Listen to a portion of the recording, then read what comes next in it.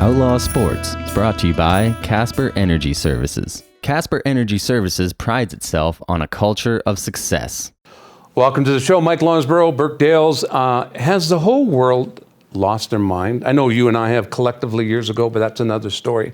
But I want to talk about all the name changes, Burke, because it's a very slippery slope. Because you had the Washington Redskins. They weren't going to change the name. They did. And I read an interesting article about a gentleman whose dad designed the logo in '71. And it was a native, obviously, logo, and a native that designed it. And the family is upset that the team changed it because of all this history. Are people just losing their mind? Are they panicking? I mean, everything seems racial, and it's, you know, everyone's afraid to touch on something like this because, oh, you'll be banned as racist. But let's be a realist here for a second. It's a slippery slope. It's a slippery slope, and what I'll tell you, Mike, kind of from my perspective, is every white person says, oh, I've got lots of black friends, and I've got more black friends, just going through the hierarchy of pro sport, more black friends than white friends, or it's probably 50-50. My sister playing in the WNBA, she keeps in contact with all of her friends. It's just, what I think is, it's stupidity has been taken out of context. It's stupid. You have a band of people that are screaming out in the States to make these changes. And where does it end? Where does it stop? Does it anger me?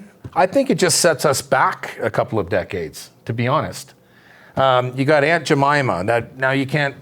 That's one of the strongest brands on the shelf.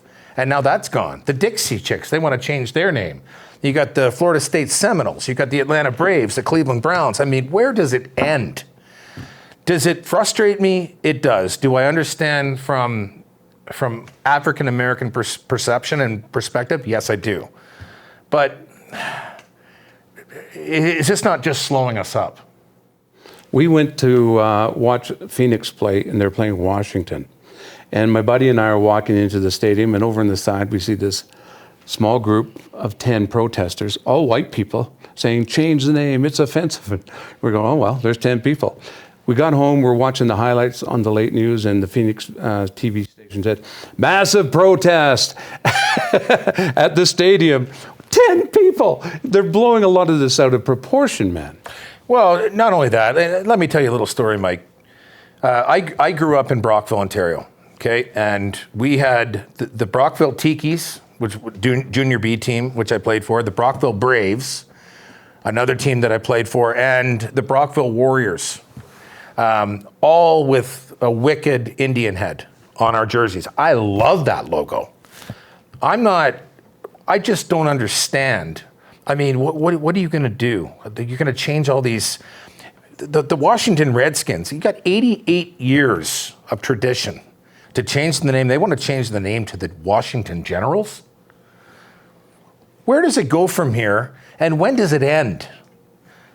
I'm curious, Mike. Well, the Atlanta Braves have already said they're not going to change. Chicago Blackhawks, the coolest jersey in the NHL by far. It was the same one I wore in Brockville growing up. So Chicago said there's no way we're changing it. We make too much money on it. It's marketing. It's a respect to the Blackhawks. And a lot of people, if you do the tradition, if you do your homework, check up the history, there's a lot of tradition involved in a lot of these names. Now, up here, they're getting flack in Edmonton for the Eskimos.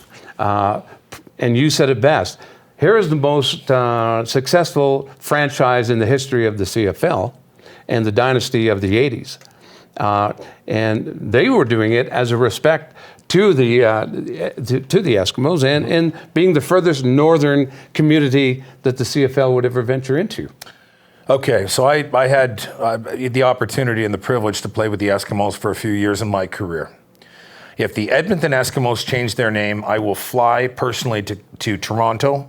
I will climb the CN Tower and I will jump off. I'll do a gainer off the top of it.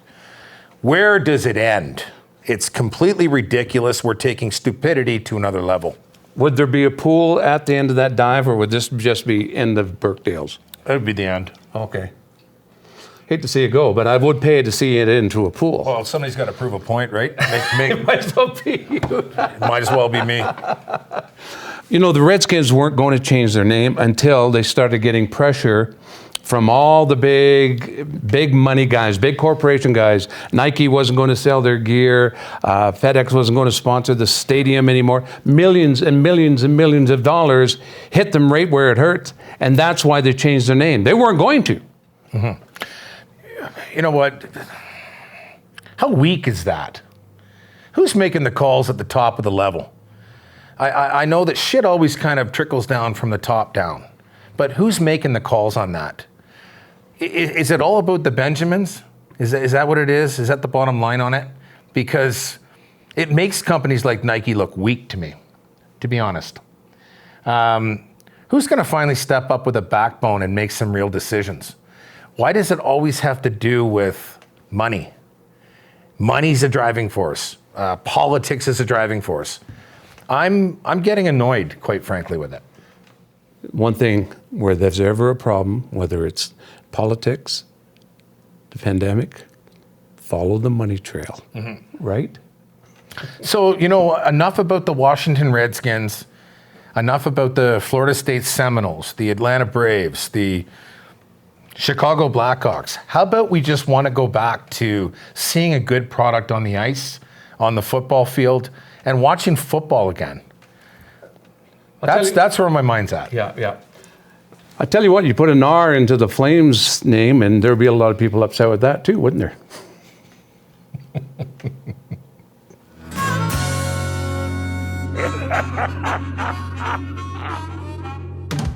Geo's Men's in Calgary, providing Calgarians to look their best.